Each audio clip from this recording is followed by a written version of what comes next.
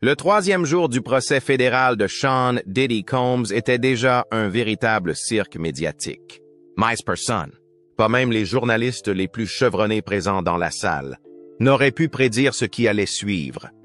Dans un geste qui a stupéfié la salle d'audience, l'accusation a dévoilé un élément de preuve si explosif qu'il relevait de la fiction. Un enregistrement audio inédit, réalisé par Prince quelques semaines avant sa mort prématurée. Un silence pesant s'est installé dans la salle d'audience, tandis que la voix incomparable de l'icône musicale disparue emplissait l'air, à la fois calme et accablé. Dans cet enregistrement obsédant, Prince cite des noms, raconte des réunions privées et décrit ce qu'il prétend avoir vu derrière les portes closes de Diddy. Ses paroles étaient délibérées, accablantes et inoubliables. L'impact a été immédiat. Les halètements retentissent dans la salle d'audience. Les journalistes se sont figés, les stylos suspendus dans les airs. Les jurés sont restés immobiles, les yeux écarquillés. Et au centre de tout cela, Diddy s'est effondré. Le magnate, qui avait fait preuve d'une grande sérénité tout au long du procès, s'est emporté spontanément, obligeant le président du tribunal à intervenir. Le marteau s'est abattu avec force.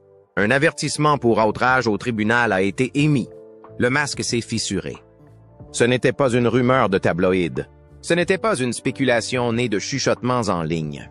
Il s'agit d'une preuve sous serment, officielle, enregistrée et versée au dossier. À partir de ce moment, le procès a changé. Le ton de la salle d'audience est passé d'une curiosité tendue à quelque chose de plus sombre, de plus dangereux.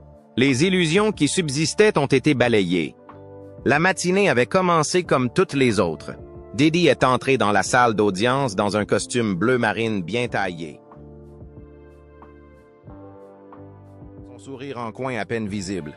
Il salue la galerie d'un signe de tête. Son équipe d'avocats reste calme et posée, chuchotant à voix basse en se passant les documents et en ajustant les cravates. Mais sous la surface, l'énergie avait changé. L'effervescence qui régnait dans la salle d'audience s'accompagnait d'un sentiment d'urgence dans la façon dont les avocats se déplaçaient, dans la façon dont les journalistes réclamaient leur place avec une intensité inhabituelle. Même des membres du personnel du tribunal ont été entendus chuchoter que quelque chose se préparait. Et puis, c'est arrivé. L'enregistrement de Prince pourrait être le moment décisif. Le témoignage d'outre-tombe qui remodèle l'affaire. L'industrie est, peut-être, l'héritage de l'une des figures les plus puissantes et les plus secrètes du hip-hop. Tout semblait normal jusqu'à ce qu'un changement subtil se produise près de la table de l'accusation. Deux spécialistes en technologie ont discrètement apporté du matériel qui n'était pas présent les jours précédents. Un petit appareil audio noir, un ordinateur portable, des câbles. L'un d'entre eux fait un signe de tête discret au procureur principal, qui baisse les yeux vers la table, évitant le regard de Diddy. Quelque chose a changé. Diddy ne l'a pas remarqué tout de suite. Il semblait détendu, voire confiant, mais ceux qui l'observaient attentivement savaient que quelque chose se préparait. Le juge est entré et a fait une déclaration inhabituelle. Les preuves présentées aujourd'hui peuvent susciter de vives réactions. Je m'attends à ce qu'il garde son sang-froid. Personne n'a manqué la façon dont il a jeté un coup d'œil en direction de Diddy lorsqu'il a dit cela. C'est alors qu'est survenu le moment qui a transformé un procès pénal en un événement historique. L'accusation a demandé à présenter ce qu'elle a appelé une nouvelle preuve audio essentielle. La défense s'est mise au garde-à-vous et a immédiatement formulé des objections. Ils n'ont pas été prévenus de l'existence de nouvelles pièces à conviction. La salle d'audience murmure. L'avocat principal de Diddy s'est levé et a insisté pour que les preuves soient exclues, accusant l'accusation d'avoir fait de l'esbrouf. Mais le juge avait déjà vu les documents de divulgation. Il avait été soumis, correctement, sur le plan juridique. La décision du juge est tombée comme un couperet. Les preuves peuvent être jouées. C'est alors que le procureur a finalement prononcé les mots qui ont frappé comme un éclair. Vous êtes sur le point d'entendre le dernier enregistrement privé de Prince Rogers Nelson. La salle d'audience s'est figée. Tous les téléphones sont tombés en panne. Les doigts de tous les journalistes plantent au-dessus de leur clavier. Même Diddy semblait confus. Il a regardé ses avocats, les yeux légèrement écarquillés. comme pour demander « Qu'est-ce que c'est ?» Puis le procureur a branché l'appareil et a appuyé sur « Play ». La voix qui résonnait dans la salle d'audience n'était pas celle du prince confiant et flamboyant que tout le monde connaissait. Elle était calme. Fable. Malaise. Je fais cet enregistrement parce que je ne sais plus à qui je peux faire confiance, a commencé Prince. Le ton a donné des frissons à tous ceux qui écoutaient. Ce n'était pas une performance, c'était une confession. Dans l'enregistrement, Prince dit avoir assisté à des soirées privées organisées par Diddy dans des propriétés à Miami, dans les Hamptons et à Los Angeles. Il décrit ce qu'il a vu avec des détails troublants. De jeunes artistes séparés de leur manager, encouragés à boire et à prendre des pilules. Salle privée avec portes fermées à clé. Caméras cachées dans les luminaires. Le personnel de sécurité n'est pas autorisé à pénétrer à l'intérieur. C'est exactement le même schéma que Cassie Ventura a décrit au cours de ses 2 premiers jours à la barre. Prince n'était pas vague. Il a cité des noms. Il a mentionné des dates précises, notamment une fête en décembre 2015 à Beverly Hills, et il a décrit un comportement qui correspondait presque mot pour mot au témoignage précédent. Mais ce qui a fait la différence, ce qui a fait passer la salle d'audience de l'incrédulité à l'inquiétude, c'est que Prince parlait en pleine connaissance de cause de ce qu'il faisait. « Si quelque chose m'arrive, a-t-il dit, cet enregistrement doit être transmis à la presse ou à la police, l'un ou l'autre. » Alors que la voix de Prince retentit, le langage corporel de Diddy change du tout au tout. Ses yeux se sont rétrécis. Sa bouche s'est crispée. Il a cessé de chuchoter à ses avocats. Il s'est penché en avant, légèrement voûté. Son visage est pâle. Les jurés ont commencé à l'observer aussi attentivement qu'ils écoutaient l'enregistrement.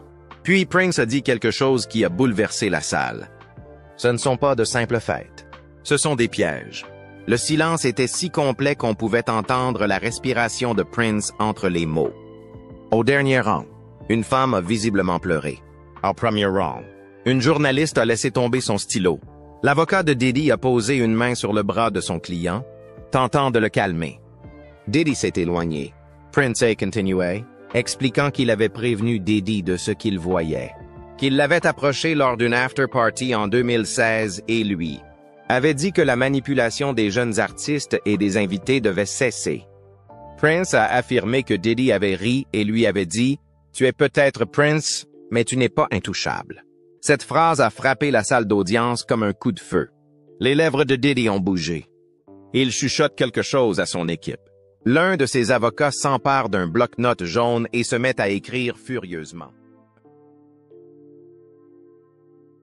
Un autre s'est tourné vers le juge, comme s'il attendait l'autorisation de faire une objection. Mais il n'y avait rien à objecter. Le mal était fait en temps réel. Au moment où la salle d'audience semblait la plus tendue, où les paroles calmes mais accablantes de Prince se poursuivaient avec des détails implacables. Diddy a craqué. La cassette décrivait ensuite une autre fête, datant de mars 2016, impliquant plusieurs célébrités et un incident troublant à l'étage, alors que Prince nommait l'adresse. Un lieu déjà mentionné dans la chronologie judiciaire de l'accusation. Diddy n'en pouvait plus. « C'est un mensonge », a-t-il crié en se levant brusquement. Sa voix se répercute sur les murs de la salle d'audience, surprenant même les huissiers. La réaction a été immédiate. Les services de sécurité se sont précipités. Ses avocats se sont levés et ont tenté de le ramener sur son siège. L'un d'eux a sifflé « Asseyez-vous ». Mais la voix de Diddy s'élève à nouveau. Il n'était même pas là. Cela ne s'est jamais produit. Le juge a fait claquer son marteau à plusieurs reprises.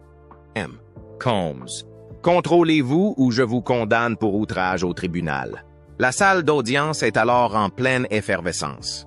Les jurés échangent des regards choqués. 2 d'entre eux semblaient visiblement perturbés.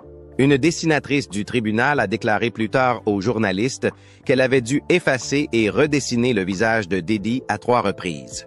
Son expression a changé si violemment pendant la crise.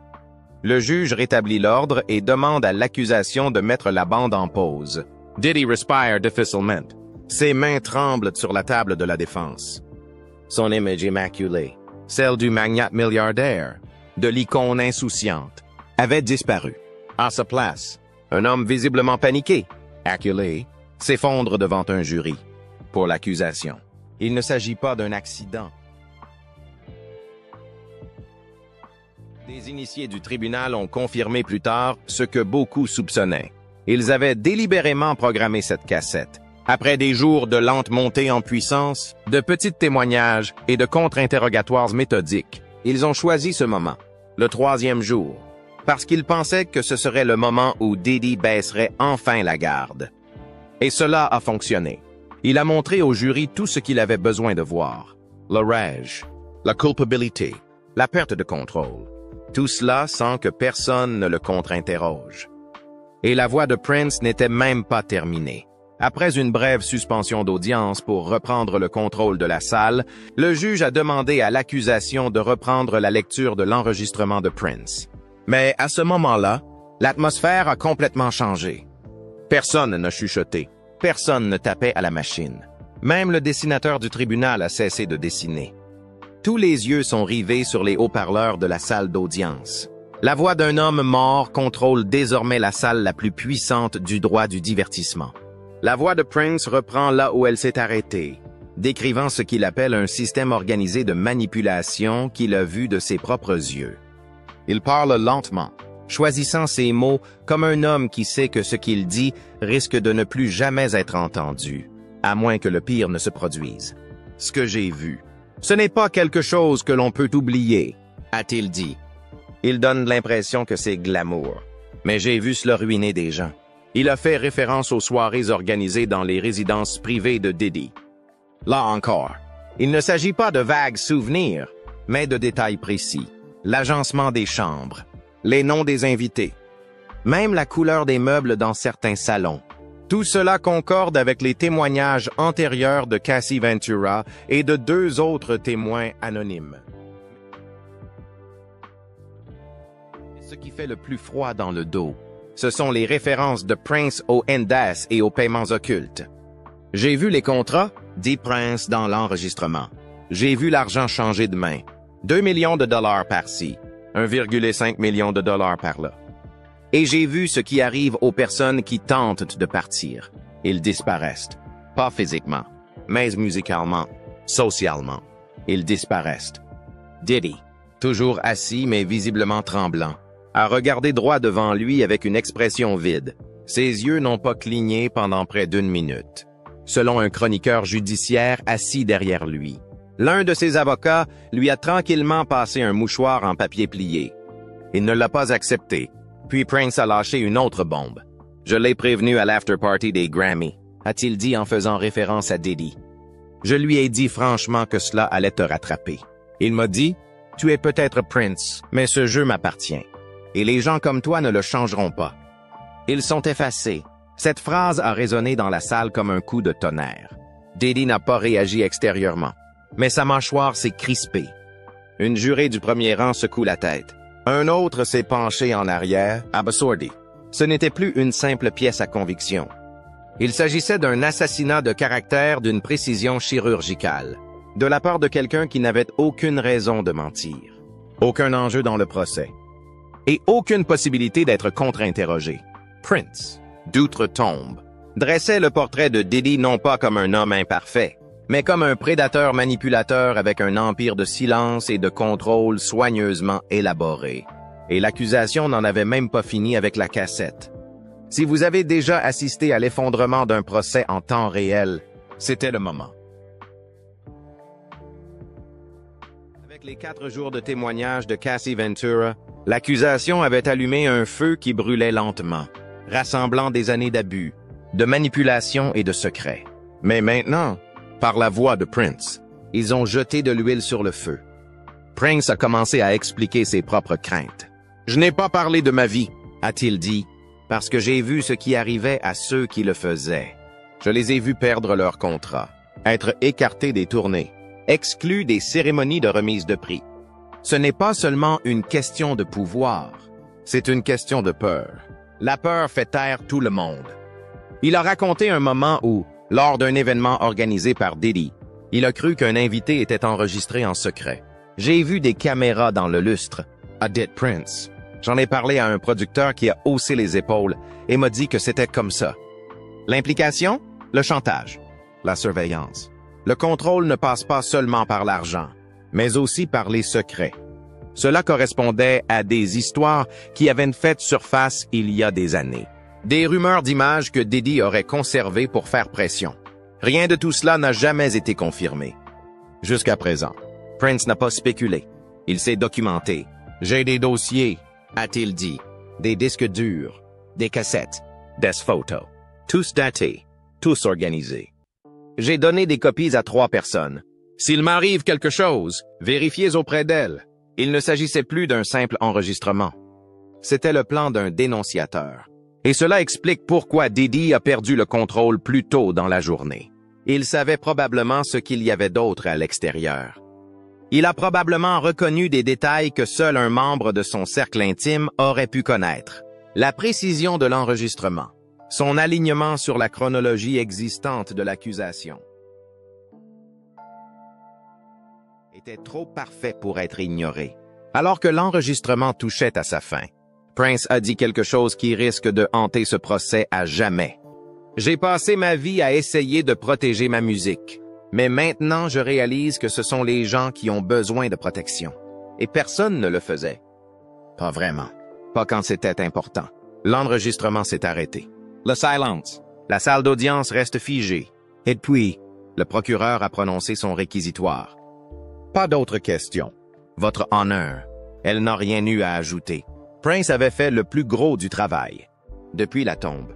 Immédiatement après l'ajournement du tribunal, l'équipe de Diddy a agi rapidement. Ils ont déposé une requête d'urgence pour supprimer l'enregistrement de Prince, affirmant que l'origine de l'audio ne pouvait pas être vérifiée de manière indépendante, que le témoin était décédé et ne pouvait pas être contre-interrogé, et que la bande était préjudiciable par nature. Mais ils savaient qu'il était trop tard. Le jury l'avait entendu. Et pire, ils avaient vu Diddy se briser. Les analystes juridiques présents à l'extérieur de la salle d'audience réagissaient déjà. « On ne se remet pas d'une telle chose », disait l'un d'eux. Le jury vient de voir l'accusé perdre le contrôle en entendant la voix d'un des artistes les plus respectés de tous les temps.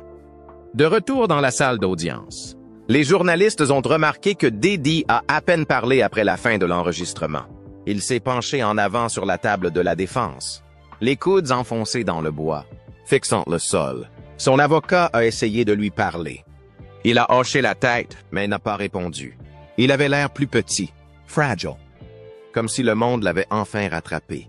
Mais le moment le plus accablant n'est peut-être pas venu de la salle d'audience, mais du banc des jurés. Alors que le juge mettait fin aux délibérations du jury pour la soirée, 3 jurés se sont attardés, jetant un coup d'œil à Diddy. L'un d'eux secoue lentement la tête. Un autre semblait visiblement perturbé. Pas besoin de transcription pour comprendre ce qui se passait dans leur tête. Ils viennent d'assister à un événement qui restera gravé dans leur mémoire. Prince avait fait plus que nuire à la défense de Diddy. Il a modifié la trajectoire de tout le procès. Et le plus effrayant pour Diddy, c'est que Prince a dit qu'il avait laissé plus derrière lui. Alors que la salle d'audience reste silencieuse après le dernier moment de l'enregistrement, le poids du message de Prince s'installe comme un brouillard sur toutes les personnes présentes. Ce n'était pas seulement ce qu'il avait dit. C'est ainsi qu'il l'a dit. Mesuré, in day, intentionnel. Sa voix était calme. Mais ces mots portaient le poids de la peur, de la frustration et de la finalité. La toute dernière chose que Prince a dite dans l'enregistrement, juste avant qu'il ne s'éteigne, est la suivante. Si quelque chose m'arrive, assurez-vous que cela parvienne aux bonnes personnes. S'il m'arrive quelque chose, assurez-vous que cela parvienne aux bonnes personnes. Il ne s'agit pas seulement de me protéger. Il s'agit de protéger ceux qui n'ont jamais pu s'exprimer. Aucune musique n'a suivi. Pas de signature de falsetto. Un simple silence. Lorsque le son a été coupé, c'est comme si l'air avait été aspiré de la pièce. Personne n'a applaudi. Personne n'a chuchoté. Même le marteau n'a pas retenti pendant plusieurs secondes. Le juge consulte ses notes, jette un coup d'œil vers le jury et prend une longue inspiration avant de reprendre. Tout le monde savait que ce qui venait de se passer n'était pas seulement une tactique juridique. Il s'agissait d'un tremblement de terre culturel. Le juge a fait un rappel calme mais ferme au jury. Vous ne devez pas considérer la mort de la source comme une preuve de vérité ou de culpabilité. Évaluer le contenu dans le contexte de l'ensemble du dossier. Mais tous les téléspectateurs ont pu le lire sur les visages des jurés. Ils ne se contentaient pas de traiter les témoignages. Ils le ressentaient. Diddy était assis, immobile, presque fantomatique. Ses mains étaient immobiles. Son expression était vide. Il n'y avait plus de combat dans ses yeux. Pour la première fois au cours du procès, il n'avait pas l'air d'un magnat milliardaire, mais plutôt d'un homme confronté à la possibilité réelle de s'effondrer. Bien que l'audience ait été ajournée pour la journée, personne n'a vraiment quitté la salle d'audience. Ils ont dérivé, stupéfaits, comme des survivants de quelque chose qu'ils ne pouvaient pas encore expliquer. À l'extérieur, les journalistes ont utilisé des mots tels que « sans précédent », qui change la donne et qui met fin à la carrière. Les experts juridiques des panels de diffusion en continu spéculaient déjà sur la manière dont ce seul élément audio pourrait faire pencher la balance de toute l'affaire. Mais le changement le plus important s'était peut-être déjà produit, non pas dans la loi, mais dans le récit. Diddy n'était plus un homme accusé. Il était maintenant un homme nommé, par quelqu'un que le monde aimait encore, en qui il avait confiance et qui lui manquait. Et cette confiance ne pouvait pas faire l'objet d'un contre-interrogatoire. Les jurés ont pour instruction de ne juger que ce qui est présenté au tribunal, de laisser leurs émotions de côté et de ne s'intéresser qu'aux faits. Mais aucun être humain ne peut ne pas entendre une légende morte citer des noms, décrire des crimes et implorer le monde de l'écouter. Et aucun juré ne peut ignorer ce qui est arrivé au masque soigneusement conçu par Diddy une fois que l'enregistrement a été diffusé. Ce dont le jury a été témoin le 3e jour. C'est d'un effondrement psychologique en temps réel. Un homme qui, pendant des décennies, a été au sommet de son secteur, s'est effondré sous leurs yeux. Ils ont vu son corps se redresser par à-coups lorsque Prince a cité une date de fête précise. Ils l'ont vu marmonner, transpire, tressaillir, et puis, ils l'ont vu exploser, hurler à travers la salle d'audience que Prince mentait avant d'être menacé d'outrage par le juge. Mais ce n'est pas l'explosion qui a été le plus préjudiciable, c'est le silence qui a suivi. Diddy ne s'en est pas remis, ni émotionnellement, ni physiquement, ni légalement. Il est resté assis le reste de la journée, les épaules affaissées, mettant de temps en temps sa tête dans ses mains. Et le jury, autrefois légèrement attentif, s'est maintenant penché sur chaque instant. Il ne regardait plus les avocats. Il le regardait lui. Ce changement est ce que les procureurs appellent de leur vœu, mais qu'ils obtiennent rarement. Présenter des preuves solides est une chose. C'en est une autre de créer un moment de transformation, où les jurés passent de la neutralité à l'adhésion, du scepticisme à la croyance. Et c'est ce qui s'est passé ici. Les psychologues appellent cela le biais d'ancrage. Lorsqu'une personne vit un moment charnière, celui-ci devient la lentille à travers laquelle elle voit tout le reste. À partir de ce moment, chaque témoignage de la défense sera vu à travers le prisme de la réaction de Diddy. On a même vu une jurée essuyer des larmes à la fin de l'enregistrement. Un autre a joint les mains d'une manière qui ressemblait plus à une prière qu'à du sang-froid. Quelle que soit l'histoire que la défense pensait raconter, elle venait d'être noyée par une voix qui ne pouvait pas être contre-interrogée et par un accusé qui avait finalement cessé de faire semblant. Le lendemain de la diffusion de l'enregistrement de Prince, le tribunal a repris vie. Mais rien n'était plus pareil. Avant même que les témoignages ne reprennent, on s'interrogeait sur l'existence d'autres enregistrements. Qu'est le coffre-fort de Prince, dont on dit depuis longtemps qu'il contient des centaines d'œuvres inédites, pourrait contenir d'autres éléments d'information que de la simple musique. Un initié de l'équipe de l'accusation, s'exprimant officieusement, a déclaré catégoriquement « Nous pensons que Prince documentait quelque chose de plus grand et que ce n'est peut-être pas la seule chose qu'il ait laissée derrière lui. » Cette possibilité a fait des vagues dans l'industrie du divertissement. Qui d'autres pourraient être mentionnés? Quels autres noms sont scellés à l'intérieur de ce coffre-fort? Jusqu'où les préoccupations de Prince allaient-elles vraiment? Ce qui est clair, c'est que ce procès n'est plus seulement lié à la plainte de Cassie Ventura. Il ne s'agit plus seulement d'histoires d'agitation, d'accords de non-divulgation et d'abus passés. C'est devenu un référendum sur toute la culture que Diddy a contribué à construire. Et grâce à Prince, cette culture a désormais une voie de résistance. Les enquêteurs seraient en train de demander de nouvelles citations à comparaître concernant la succession de Prince, afin de localiser les disques durs, les cassettes et les notes écrites qu'il a pu laisser derrière lui. S'ils sont authentifiés, ces documents pourraient permettre d'ouvrir de nouvelles affaires, d'ajouter de nouvelles charges, voire d'impliquer d'autres personnalités puissantes que l'on croyait intouchables. Pendant ce temps, l'équipe juridique de Diddy est en mode contrôle des dommages. Ils ont déposé des requêtes pour exclure l'enregistrement de Prince, affirmant qu'il créait un préjudice émotionnel. Mais le juge l'a déjà jugé recevable. Et même si elle est formellement exclue plus tard, le mal est déjà fait. Le public l'a entendu. Le jury l'a entendu. Diddy l'a entendu. Et s'est effondré. Alors que nous entrons dans la prochaine phase du procès, tout le monde se pose la même question. Que cache encore le coffre-fort de Prince? Qu'est-ce qui se cache encore dans le coffre-fort de Prince? Et surtout, qui sera le prochain à être exposé? Car si le 3e jour a été le moment où l'affaire s'est ouverte, la suite pourrait être le moment où toute l'industrie commencera à s'effondrer.